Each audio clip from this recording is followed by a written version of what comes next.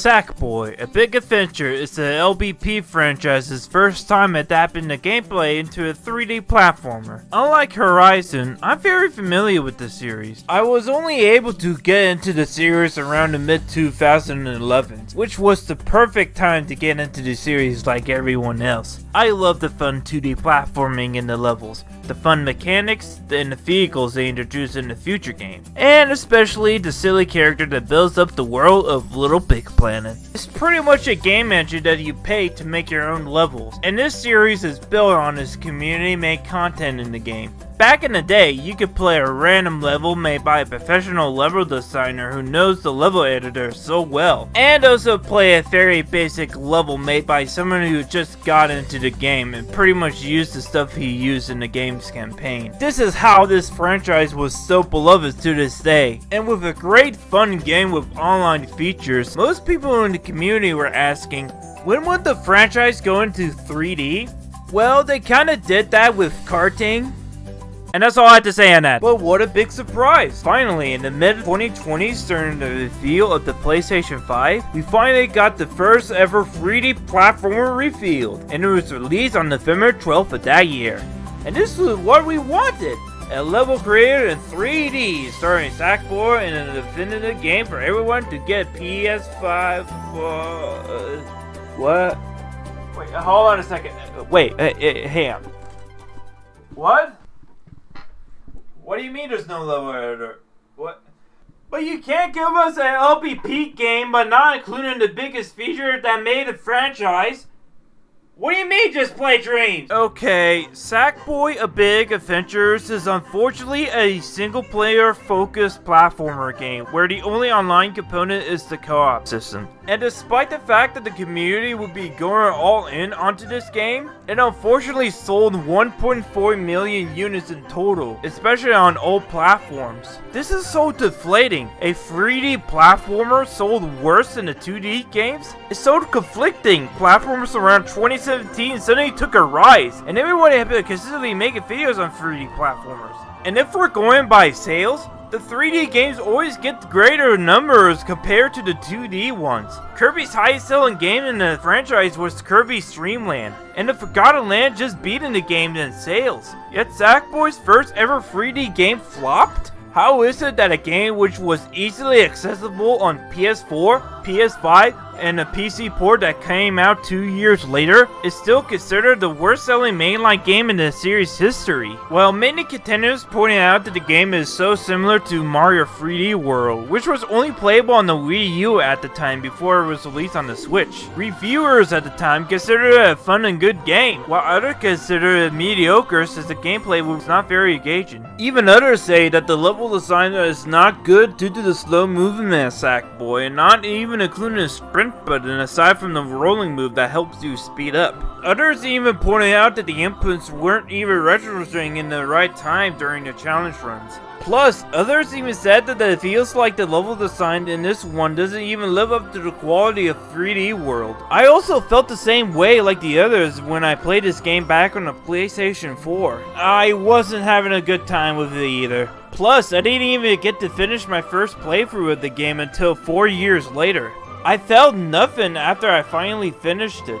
Yet at the end of 2024, I had an impulse to get in the game again on PC, and so I tried it again with my DualSense controller and a beefy PC. And so I am wondering why I'm playing it again if I didn't like it before. I was probably thinking to myself, okay, my first playthrough was not great. Maybe if I started all over again, I might actually enjoy it a little more than how I did it on my first playthrough. And so I started another playthrough, and this time I got all the achievements on Steam. It wasn't the same process completed again, but at least it was much more tolerable than Crash 4's completionist requirements. But like, what about the base game? Wasn't it even good?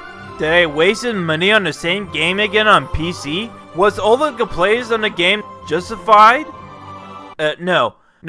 It was absolute cinema. Sackboy: A Big Adventure is a masterpiece of the 3D platformer game that finally clicked with me. I was having a joy from start to finish. Every level is masterfully crafted. The world of the Imagisphere is so beautiful. The craziest thing is that this was running on a 7-year-old PlayStation 4. The PS5 was only released in a few weeks. Yet, this game is like if Mario 3D World got a sequel and they used their talents to make the best looking game ever made.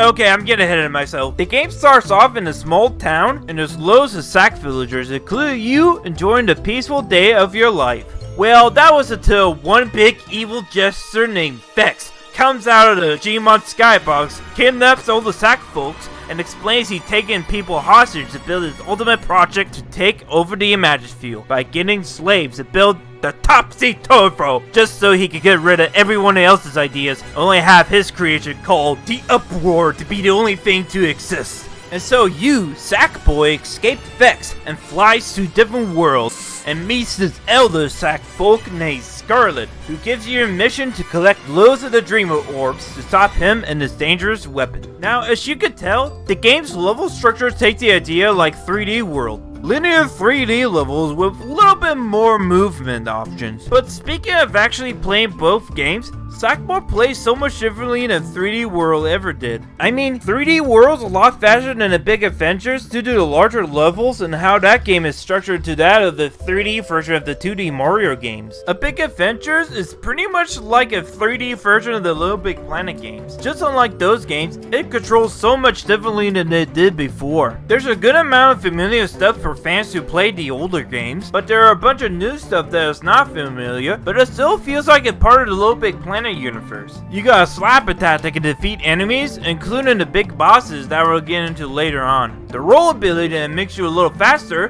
but there are even tunnels that you can use to slip into to get to secret areas, or even slip into the next part of the level. And if you hit a roll and an attack button at once, you can activate his spin ability. Keep in mind, it would just stun enemies instead of defeating them. Sackboy has a ground pound that you can use to eliminate enemies with, but you can also activate switching and pass through these cloud platforms. And last but not least, the grab. A move that was actually carried over from the older games. You could just hold an item or an enemy in your hand and like throw it in an arc, which can be used for pressing switches or tossing an object on a higher ledge. But the grab is also used to hang on to the sponge materials for platforming challenges. And Sackboy's moveset is not the only thing they focus on for platforming challenges. There are even gadgets that are used to include even more platforming challenges. Gadgets are a staple ever since Little Big Planet 2 with fun and effective ideas for how you can use them. This game is no exception. The grapple hook from Little Big Planet 2 is here in 3D. It's used to grab objects from further away, but also used to grab onto the spongy platformers that you can't reach. Useful for any platforming challenge that comes your way. The boomerang is next. And at first, it looks just like a long-range weapon that hits enemies from farther away and destroys objects that your Sackboy can't reach. But later on, they find useful ways for the boomerang, like activating a mechanism that makes you lose your boomerang, but it opens a door or disable hazard in the environment. Plus, there's even blue goo that if you throw at them, you teleport to where the goo is, and it's useful in a very clever way later in the game. And the last one is the jetpack boots and the mechanical gloves combo. It lets you fly in the air and shoot projectiles at enemies far away. It doesn't get as creative as the last two, but they still find a way to make a fun challenge with the gadget in mind. They got as many ideas that they can use for each ability, gadget, and the obstacle to make a cleverly well-made level that absolutely puts so much use for everything they can think of. The levels are massively crafted and feel like the actual place in the game's world. The environments are if you make cool set pieces with the stuff from your house, like tissues, toilet papers, rugs, carpets, and other materials from the real world. That's the problem with most of Mario's games, especially 3D World. The levels from the game feel like it doesn't even feel like they crafted a level that is also a fun obstacle,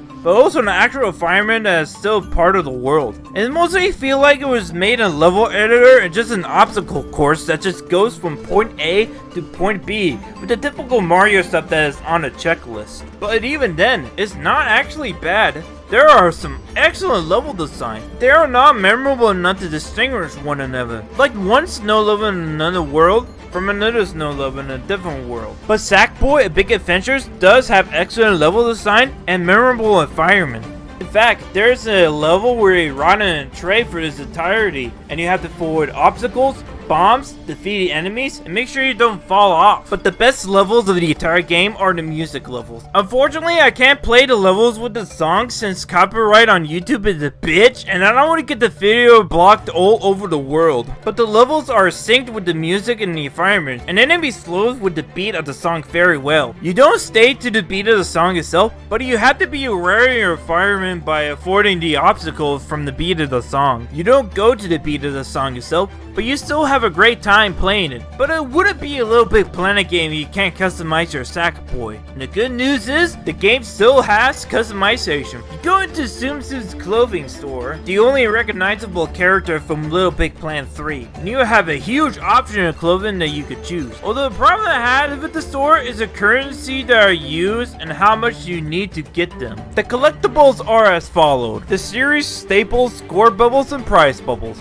The score bubbles are literally what they do. The prize bubbles reward you with clothing, emotes, and skins to those who can search for them. Although prize bubbles are not the only way to earn outfits. There's even a score system that nets your outfits as you get a higher rank. Bells mostly, but there are also outfits that you have to get through silver or golden medals. The Dreamer Orbs act like the gold star coins in the new Super Mario Bros. Games, but mostly the green stars from 3D World that you have to collect to progress in the game. And finally, the cat bells. These things are the main collectible of the game. These appear in the levels, but are not as plentiful as the score bubbles. You have to go out of your way by pulling strings, destroying obstacles, killing enemies, the Ninja Night Trials, and Tsum Tsum's cat bells bonus stages. But the problem is that I have with the bells, they are not as plentiful, and the prices for the costumes are very expensive, and you pretty much waste all your currency on a couple of outfits. And if you want to play the cat bell bonus stages, you have to pretty much collect all the prize bubbles, all the Dreamer Orbs, and ace the entire level. And for the levels, you only got like 20 seconds to collect enough bells. And there are only different types of stages in each world.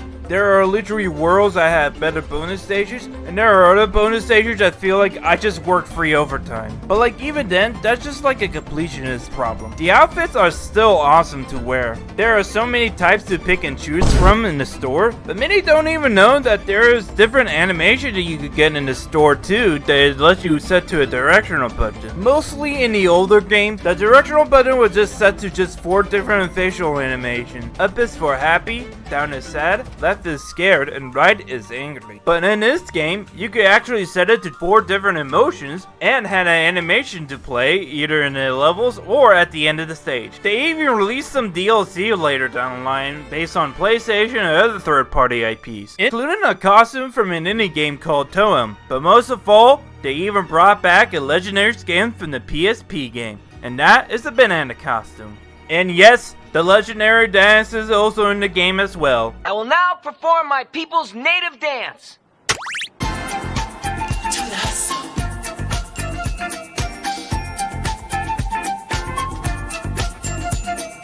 There's even a co-op mode in the game, but I haven't really gotten into it because I don't have any friends who owns the game. But from what I heard from people who actually played both this and 3D World's multiplayer mode, Sackboy's co-op mode is so much better and it's not a chaotic nightmare to play with friends. Plus, there's actually co-op exclusive levels that you can play. Just don't play the levels for completionist's sake. Just only focus the mainline levels and then you'll be golden. You explore really fun levels, collect orbs, smack a bunch of enemies, and help the resident of each area from Vex's minions. Each king/queen of every world you visit are full of personality. Mama Monkey, who rules the entire jungle kingdom with his monkey children. King Booga, who rules over the seas and explores the depths to find unknown treasures that he displays in a museum. And Naomi, who has her computer data a little screwy, but I'm sure that's not serious and what was told her trying to murder us, that's the end. Oh god damn it! But there's even one character that you can actually find in your journey named General Strutokov. You first meet him in a level where you're asked to herd a group of Screwless back to the pen. But you can find him in different levels off the beaten path where he offers you a Dreamer Orb. if you are willing to listen to his research. But nothing comes close to the main antagonist of the game, Vex. You know, the bringer of nightmares, master of the uproar. He's just a mischievous main villain, taunting you on your journey to stop him and saving your friends. Vex's minions are also causing a ruckus, bringing chaos all over the Imagisphere. The boss fights in this game are also very good. You do fight Vex 4 times in the game, which 3 of them are the same fights on a conveyor belt, in a bone machine, in a dirty swamp, in a box under the stairs in the corner of the basement, half block streets from Jerry's Space Shop. You know the place. And there's like only 2 mini bosses in the game, which are much powerful bear enemies that you fight in the older levels. And for the other levels, you actually fight the bosses in the end of the game. Aside from like Vex, there's one that is a worm boss fight where you have to use your boomerang to take out his weak point and avoid falling off a cliff. And Naomi, who transforms into a murderous computer machine where you have to use the mechanics of the world by activating the switches on the screen floor protection and destroying the viruses that Vex ejected into her. Vex is a little bit more intimidating and appears more frequently than Bowser ever did in most of the Mario games. Although saying that, when it feels like it's almost the end of the game, Vex actually pretty much does something similar to what Bowser did in 3D World. Vex reveals that he dropped the plans for you and also waited for you to collect the Dreamer Orbs so he could steal most of them from you to power his Topsy Turbo. Just like how Bowser waited for you to rescue all the Pixie Fairies so he could steal all of them again and use them to build his ultimate casino world. And the final Vex fight is no joke. The best boss fight ever in the game. You have to dodge incoming obstacles, throw bombs at Vex to stun him and land a lot of hits. He even goes full wall breaking by stealing half of your life, so you have to go into danger to get him back. And after beating his first phase, you have one platforming challenge to go through before you can finally fight him again, just like last time. And that platforming challenge is very tricky. But unlike Vex's first phase, during the halfway point in the boss fight, 2 platforms disappear and you have to be aware of your surroundings so you don't fall off. Plus, Vex will actually drop off the bombs out of the sky and pretty much you won't be able to throw it at him. But you can actually still get an early attack on him and actually defeat a specific enemies that is textured differently. And so, we finally beat Vex, stop the Topsy Turbo, save the Imagisphere, and Scarlet dubs you the next Ninja Knight. And everybody celebrates. The end. And that is Sackboy, A Big Adventure. It's a really good game. It has a compelling story for the younger audience, it has creative level design with the best visuals ever on a weak hardware, and co-op is the best part of the game. It's almost as good as 3D World. Or maybe it's even better than 3D World? Okay, I'm not actually gonna rule that out just yet though. I'm just gonna give this game an 8 out of 10. Now, don't get me wrong, it's still a really good 3D platformer game. It's just that people are gonna resonate more with 3D World than Sackboy Big Adventure. But it's still one of my favorite games out of this franchise. Excellent level design, great co-op, and most of all, a really beautiful looking game for the system. Well, actually, both of the soundtracks in the game are very good.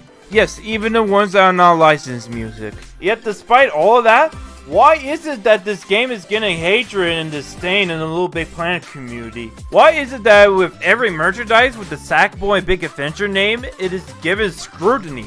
And even with the game, why is it that it sold only 1.5 million units when it was released at the beginning of the PS5? Why is it that it's getting ignored by everyone and even has a big disdain from everyone and not seen as a game that can stand close to Super Mario 3D World?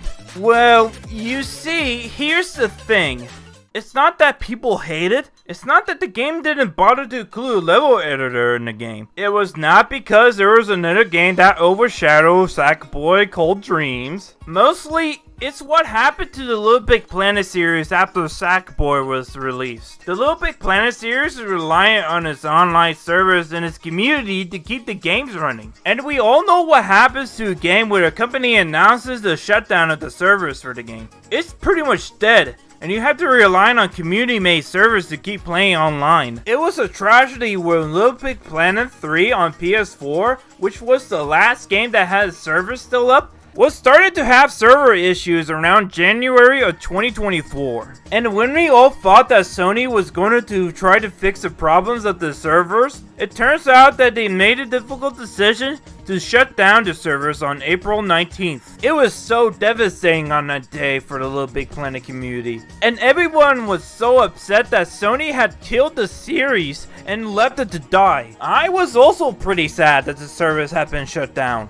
Not just because the levels from the past 13 years were lost to time, but more or less, I didn't actually have a deeper connection with the online community. Listen, I'm a big fan of Little Big Planet. I've played all 3 of the mainline games, minus the PSP and the Vita spin-offs, but I have spent hours on the campaigns of all the games. The Little Big Planet 2's campaign is my favorite one, and my favorite memory of it is getting all the aces on all the levels. It was a tough challenge, but I have conquered it, and I have conquered it in my most favorite game of the series. But I barely got into the community made levels since I live in the countryside and the internet was very shit. And I was young at the time, so I couldn't even make a PSN account until years later. And even then, I still haven't gotten deep into the community made levels. So with this announcement and the Little Big Planet 3 servers shutting down on PS4, I was very surprised that a huge amount of people, like big creators, actually cared about Little Big Planet. Cause this wasn't even the first and last time that the servers got shut down. You see, around the late 2020s, there has been hackers that were messing with the servers on the first and second games since the security was so easy to bypass. And despite the fact that this was going on, only a small amount of the Little Big Planet community were even addressing the server attacks that were happening. Even big channels who tried their best to get Sony to fix the servers, this still wasn't enough to stop the hackers. And unfortunately, Sony made a difficult decision to shut down the servers of Little Big Planet 1, 2, and 3 on PS3 in early of 2021. But the servers for Little Big Planet 3 on PS4 were still up. There is still a glimmer of hope because all the levels from the first, second, and third game on PS3 were still on the PS4 servers and people could keep playing it for years to come. Well, unfortunately that didn't last for very long. But like even then, I think the fanbase would at least still giving this game a chance. But like, why is it still getting ignored?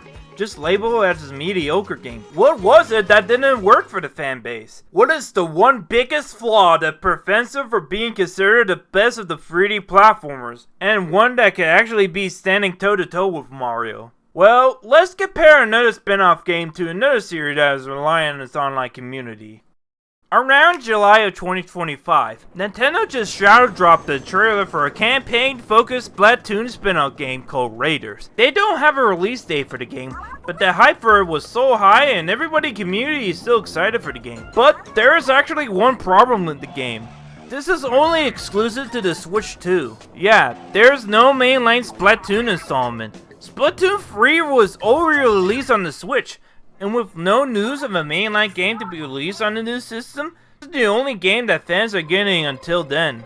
Yet, Splatoon 2 and 3 are still playable on Switch 2. In fact, they actually run better on the new hardware. Fans are still playing those two games even to this day. And fans are coming to this game with open arms despite not having a mainline game on there. Now I know all of you are asking, what does this have to do with Sackboy: A Big Adventure? Well, you see, both of these series are iconic for its online functionality and its community-made content to keep the games afloat. I mean, Raiders and Sackboy still had hype around this announcement. Yet the Splatoon community is praising Raiders and looking forward to it, while the Little Big Planet fans are looking forward to it, yet ignored it, even to this day. But when you decided to look up how long the fans had to wait for these games to be released, you start to understand what happened to the hype of both games. Splatoon 3 was also a big hit, selling around 10 million units in total and still growing. That's an impressive sale market. Little Big Planet 3 is the highest selling game in the franchise, and it sold over 5 million units in total. Now 5 million is half of Splatoon 3, but it's still big.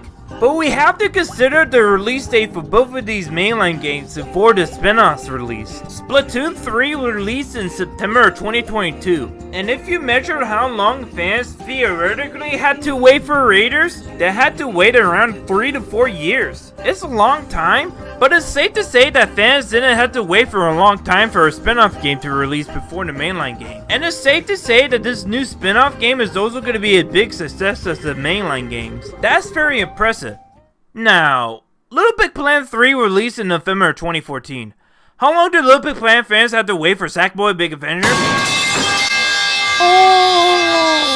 Oh no! 6 years? This is ridiculous! Now, some may see it and say that it's not as ridiculously long as other games like Mario Kart World, Half-Life 2, and the new Ratchet & Clank game that is set to release in 2029. But 6 years is still a long time to wait! That's pretty much half a decade for the new game to be released. If with no news of a mainline Little Big Planet game for PS5, and with dreams seemingly too complicated for any general fans who just want to make a random level in the game, this game got tossed into the trash for the rest of the community. Only picked up by a small number of Little Big Planet fans or YouTubers, which pretty much gave this game a try and ended up loving it, just like me. But what's even worse, Super Mario 3D Worlds got a Switch port in 2021 months after Sackboy released. And that was given big praise by the community for how good the game is. It even had a little small open world side game that is super fun despite how short it is. Sackboy released on PS4 and PS5 on October of 2020. I mean, it was actually a good version of the game, yet nobody actually cared for it.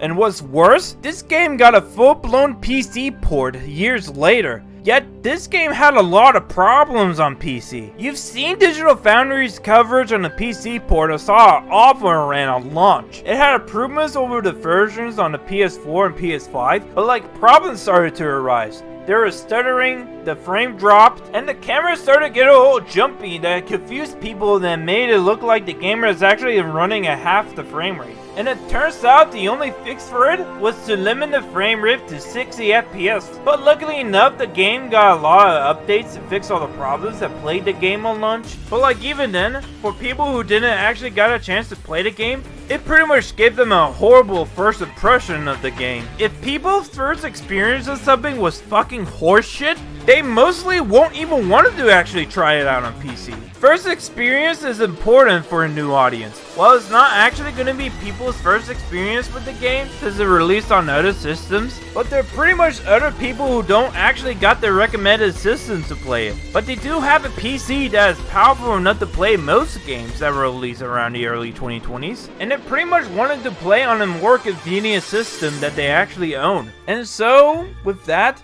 they pretty much are going to ignore the awful PC port, even after all the fixes. That makes me so sad. This game couldn't have been praised as one of the best platformer games of all time. Yet despite all that, it will never be praised. It will never get the praise of the levels of Mario, Crash, Spyro, Banjo, and other beloved platformer games. And that is a reality that I unfortunately will have to accept for the rest of my life. But like at the same time, I actually am making a video on the game. So like, oh, you should seriously play it right now. It's so fucking awesome. I don't care. It's so great.